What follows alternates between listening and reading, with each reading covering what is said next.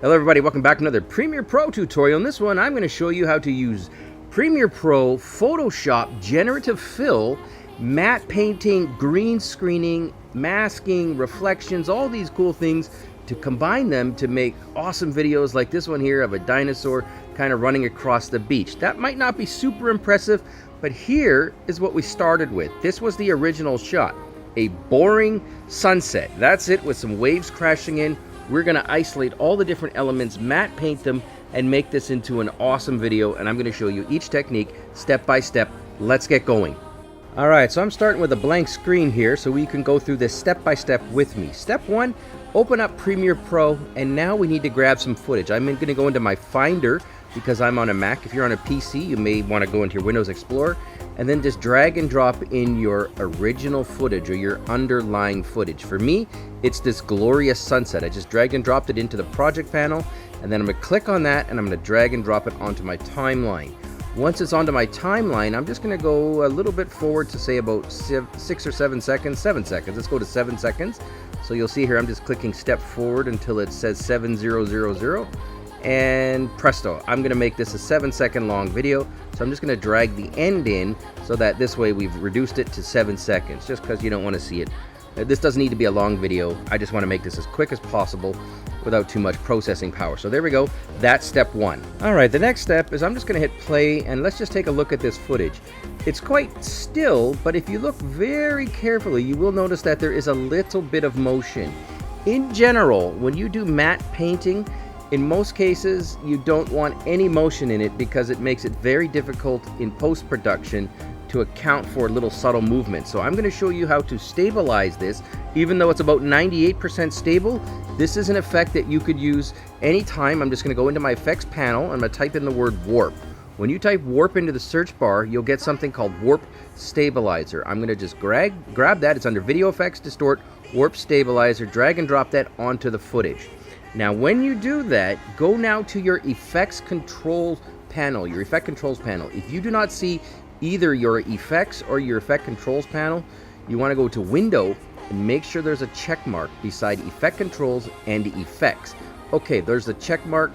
Here is where my effect controls panel is, and when you click on it, if you scroll down, you should see warp stabilizer already being applied. That said, I'm going to go ahead and make an adjustment, and this is probably the only adjustment you need to make here, is right now it says result smooth motion. For this, we want no motion at all. So I'm going to click on result smooth motion, and I'm going to switch it to no motion. You'll see here that it's just doing a slight recalculation, and now when I click on it, there's absolutely no motion on the sides. The only thing that's moving in this image or this video is the water, and that's fine. That's what we want. We want to keep that. So that's step two. Let's get into step three. All right, let's keep rolling. So the next step is you need to look for the camera icon. Now, it's called export frame. For me, it's located right here. There is a chance that if you've recently adjusted Premiere Pro or you just installed it, you may not see that. What you need to do if you don't see the export frame is go find the plus sign here, which is the button editor. Click on that, and then make sure that this one here, where are you, Mr. Frame or Mrs. Frame? This one right here that says export frame, you can drag it and put it into the timeline. So it's already there for me, but make sure that that's in your little toolbar, pardon me. Now, the next step is, because we've stabilized all the motion, we can now take a screenshot of anywhere in this, and we're gonna go ahead and start working with generative fill. So to take a screenshot, as you can imagine, click on export frame. When you click on it, you'll see you get a few options. It'll just automatically name it, which is fine. You can select JPEG, PNG. I'm just gonna stick with JPEG, but you can of course change that. I'm going to go ahead and allow it to import into project. And I'm also going to choose the path, user's desktop. If you don't want to save it to your desktop, click on browse and select somewhere else to save it. I'm going to go ahead and save it to my desktop, and I'm going to click on OK. Yes, I'm going to no, let's change the name just in case. Glorious, I'm going to call it Glorious Beach. So I'm just changing the name, then I'm going to click on OK. All right, let's get on to the Photoshop side of things. All right, so now we are in Photoshop, and I've got my previous work open here so I can show it to you, but you'll notice up here that this is Photoshop Beta. At the time of this recording, only the beta has generative fill in it. as well as the online Adobe Firefly, which is free to use, by the way, at least at the moment. But we're going to do this in Photoshop Beta. If you don't have this installed, you can just go to your Creative Cloud here, click on that little Creative Cloud icon, and then on the left side you'll see Beta Apps. And under Beta Apps, you can install any of these different betas. I've got the Photoshop installed as the beta, so the beta's in there. So I'm going to delete this. Let's start from scratch. Okay, so here we go. The first step is you'll remember that I saved that image to my desktop. So I'm going to go ahead and click on desktop here. So I've gone into my Finder and I'm going to desktop, and I named it Glorious Beach. So here's the image. If you're not on a Mac and you're on a PC, you can find it in your Windows Explorer. Grab that image and drag and drop it into Photoshop Beta. So here we go. I'm going to drag the image, dropping it into Beta. Presto. I'm going to click on Open, and here we go. Now I've got a plane flying overhead, so I'm going to come back when that's gone, and I'm going to show you the next technique. All right, so step one is I want to pull out this kind of murky sky. There's not a whole lot going on there. And I want to make the sky maybe blue with some red in it, and just a really nice skyline. So how am I going to do that? It's very simple. I'm just going to go ahead and click on that little unlock just in case. I'm going to go to the left side here into my toolbar, and I'm going to grab Quick Selection. And I'm going to go ahead now and just select the sky, and you'll see here that Photoshop has gotten really good at making selections. So I've just gone ahead and selected that sky, and when you do that, you'll see our little toolbar pop up. This is in Photoshop Beta, don't forget that. And on that little toolbar it says Generative Fill. I'm going to left click on it, and then it says describe what you'd like to generate, or feel free to leave this blank. Okay, so I'm going to go, and again, I want maybe a purple skyline with a with a bright, I don't know, something with a bright moon. I don't know, let's go crazy, right? Like whatever, something like that. Doesn't matter. Click on Generate. This is going to now give us 3 candidates that we can select from, and we'll probably choose one of them. But keep in mind, as of right now, you have unlimited generation. So if you don't get what you want, you can always just change it and keep trying until you get what you want. So let's see what we get here. Here we are. It should be done in a second here. All right. Whoa, that's not so bad. Okay, pretty good. I might keep that. Let's go to the second one. Not so bad. I like that one. Let's go to the third one. Also pretty good. Okay, I don't know. This one looks like a nice desert with a moon in the sky. Now, I'm going to go ahead and accept this one, but I need to make some changes to it, because if you look really closely, you'll see here that there's a little bit of orange. It's not blending into the sky quite perfectly. So we're going to go ahead and accept this. I'm going to show you the next step. We're going to go ahead and mask it in the next video. All right, so in this section, we haven't done anything. We're just sitting here on the image, and what I'm going to do is I'm now going to go ahead and click on Select and Mask. So this is basically going to commit it, but we're going to adjust it a little bit. So when I click on Select and Mask, you'll see here that I've got a few options on the right side here. In particular, I'm going to go ahead and increase the radius to 2 pixels. I'm going to turn Smart Radius on. I'm going to smooth it to about 10. And again, this is with me just roughing it in here. You can, of course, adjust it as you see fit. I'm going to feather it 1 pixel. I'm going to increase the contrast to about 10%, and I'm going to shift the edge to the left about 4%. These are just my personal settings. You can, of course, adjust those as you see fit. So we've got a little bit more of a nicer connection between the orange and the rocks. Let's go ahead now and switch up and get going on the blurring. All right, so welcome back. So in this one, I'm just going to do some simple blurring just to kind of manage the transition from the purple to the orange to the darker grayish areas. I just want to make it look a little more believable. So what I'll do is I'll go to the left side here, and I'm going to grab my blur tool. It looks like the oil drop.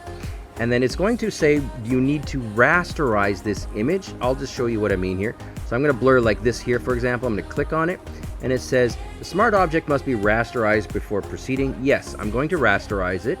And what it's going to do is it's just going to basically allow me to blur in kind of the purple and the green, or purple and the orange, and just make it look like it's a little bit more of a believable transition. And you'll see a little bit of lightish pink, lightish pinkish purple here at the bottom here. That's quite on purpose. That just gives it that little bit of a transition look. It's not a required step, but it's one that I like to take. All right, now let's get to chopping. All right, so the next step is, before we actually start chopping out the water, let's go ahead and save this. Let's actually export this file. We're going to go to export, and we're going to go as a quick PNG. And the reason why is I just want to show you what we've done so far. So I'm just going to leave it as the name beach. I'll put it on the desktop, and presto. Now let's go back into Premiere Pro and let's see what we're cooking with. So if I go into my Finder and I grab that new one that I put it on the desktop, right? Yeah, desktop. It's beach.png.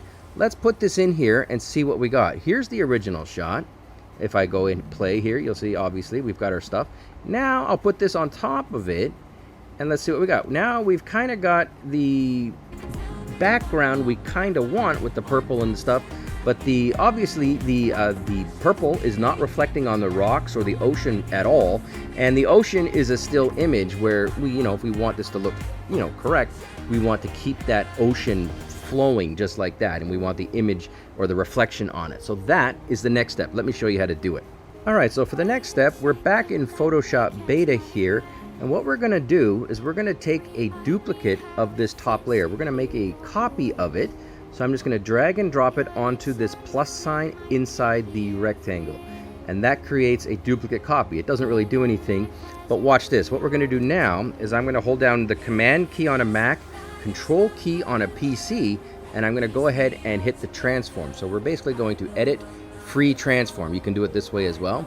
And what I'm going to do is I'm going to pull it down, something like this, somewhere like that, and what next is I'm going to rotate it. So I'm just going to go ahead and rotate it like this, something like that, because what I want to do is I want to get this purplish color onto the rock. So here we go. We've kind of rotated it.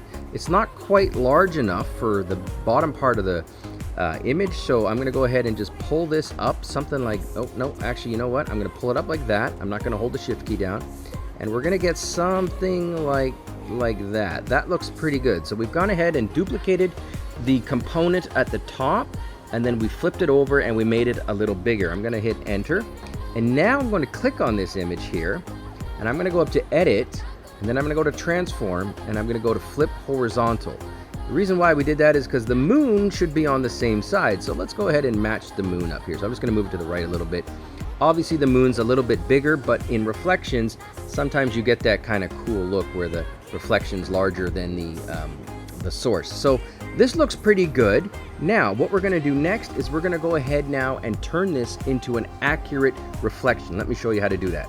All right, so creating a reflection that looks accurate, where it's kind of just like the ground has the color cone, or the color cast of the sky. It wouldn't be gray. You'd get some purple and white in there. It's very easy to do. What you do is you just go over here to the layers and you drag the top layer down to about, let's go with about, I'm going to go with 12%, let's say.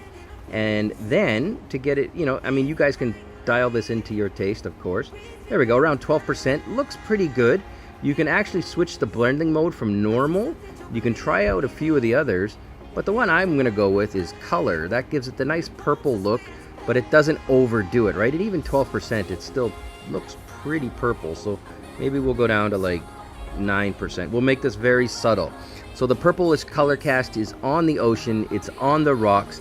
Now we need to cut out the area of the ocean so that we can make that flow in the last part of the video, and I will show you how to do that next. Alright, so basically we want to cut out the ocean part here so that we can leave a hole in this image so that we can see the video. In the video, the ocean or the lake or whatever this is will be flowing and it'll look natural. So it's actually quite easy to do.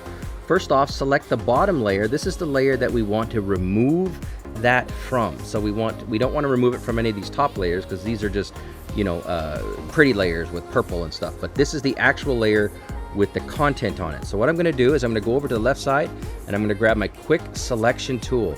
With this tool selected, I'm going to select this river or this lake, and I'm just going to go and slowly pull in what I think needs to come out. So something like that. Now it's pretty rough. This part here is kind of hard to tell if that should be in the video or not. So I'm going to hold down the Alt key or the Option key, and I'm going to subtract this component. But you can go ahead and accept and put in this crust here, but for the sake of time and brevity, I'm just going to go ahead and pull that out. Also, if we look close here, it hasn't gotten it quite right. It's not gotten right to the line. Whoa, Nelly. So this is a little bit of, you get a little bit of work where you kind of just got to dial it in. So I'm going to go ahead and just do it a little bit tighter to the top here. It doesn't have to be perfect because we are going to go ahead and blend this in. And let's take another look here. This part here, I'm gonna go ahead and add it in, and if you want, you can just hover down to add to it. You just go ahead and you just start adding. You just left click, and to subtract, hold down the Alt or the Option key, and you can just subtract little parts and bits and pieces. And you of course can go ahead and change the size of your brush. So right now I've got it on 25, but if you've got a very, very fine selection that you need to do, you can reduce the size of it quite a bit. And I'm gonna get it to something like that. Okay, now the next step, and this is actually kind of counterintuitive, but if we just hit mask on this, it's not correct. I was gonna just do it that way, but that's actually not the right way to do it. What we need to do now is we got to go up here to select and then go to inverse. And when we do that, what we're doing is we're selecting everything except the part that we want to pull out of this. So watch this. When I do this and now I hit mask, watch what happens. We've actually pulled out the water and everything else has remained in the shot. So this is actually what we want to do. And you can of course go in here and do some brush work, but if you want to go ahead and make it a little bit more accurate, but I'm just gonna go ahead with this because I don't want to take too much of your time. So there is our first crack at it. Also, we can go ahead here and we can select the mask, and we can go up here to select and mask, and we can maybe feather it a little bit if you want to, like maybe that I'll feather it like 2 pixels because it's yeah, let's go something like 2 pixel feather and a little bit smoother, just because contrast up a little bit, shift edge in a little bit, just because I want these edges to be not as sharp and as delineated. I want them to be feathered. Feather is the one that matters the most here. And then I'll just click OK, so we've got a nicer feather on the edges. That is not a required step, it's just one I tend to take. And then presto, what I'm going to do now is I'm going to go to File, I'm going to go to Export, export as PNG. This can't be a JPEG. This has a transparency background now. You'll see here that we need the transparency because that's where the hole in the image is, which is where the water is going to go. So I'm going to call this Beach Transparent. I'm going to click on Desktop, and I'm going to click on Save. And now we're going to, in the next shot, I'm going to show you how to import it, and then I'll even show you how to do a quick green screen to make it more fun, and then we'll call it a day. All right, so now we're back in the Premiere Pro, and I've just got the regular footage here that we stabilized earlier.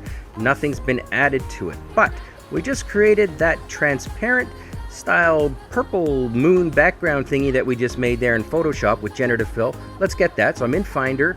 I'm going to find the image, which is called beachtransparent.png. I'm going to drag and drop that into my project. And then from there, I'm going to go ahead and add that on top of the image, or on top of the video. And while I'm here, I'm just going to increase the length so they're both the same length. Now take a look at what we got here. Look at that. We've got our generated background. We've got the orange here coming over the hills here. We've got some nice bright lights. We've managed to keep the ocean in it, and it looks pretty convincing. I'm not gonna lie, it looks pretty damn good. We've added in the purple color cast to the waves and a little bit of a purple color cast to the rocks as opposed to the original shot. And now the easy part is the green screen with the monster that I'm gonna show you. It should take like 60 seconds, and then you'll have the best video you'll know. So here we go. I'm gonna add that last part in. Let's get going. All right, and for the final part, I'm going to show you how to go ahead and add in some green screen footage. This is obviously optional. What I've done is I've got an account with elements.envato, and I'm not plugging them, but I've got this video here of a dinosaur running across. I downloaded it. It's a paid subscription, so you can't get it free, but you could create your own or find something on the internet. Anyways, I've got it here. I'm going to go to my Finder. I'm going to go to my downloads, and here's the dinosaur. I'm going to drag and drop the dinosaur in. And presto, now I'm going to drag and drop that little creature on top into the top V3 track, and you'll see here that there we go, we've got our dinosaur running, and I want that dinosaur running across our purple beach. All right, cool. So how do I do it? I'm going to make sure I'm selected on the top layer, and then I'm going to go to our effects panel. It's right here. Again, if you don't see it, window, check for that check mark beside effects. We're going to grab a key called Ultra key. So in the search bar, type in Ultra, and then drag and drop Ultra on top of the dinosaur like I've done here. Now go to the Effects Controls panel, or the Effect Controls panel. When you're in there, you'll see Ultra key. My dog's barking, pardon me. And then here we go. I'm going to go ahead and grab this little eyedropper here, hold it down, and then actually got to hold it down and drag it over. And then sometimes it doesn't work, to be fair. So I'm going to click on it and then click on it again. Come on, Mr. Eyedropper. There we go. And just select one of the greens. So I'm going to select the green color, and presto, there we go. We've got our green screen pulled out. Our dinosaur's doing the dino walk, and if you want to change where he is, you can move him around like this, etc. But that is literally how you create this awesome video from scratch, step by step. Thanks for watching.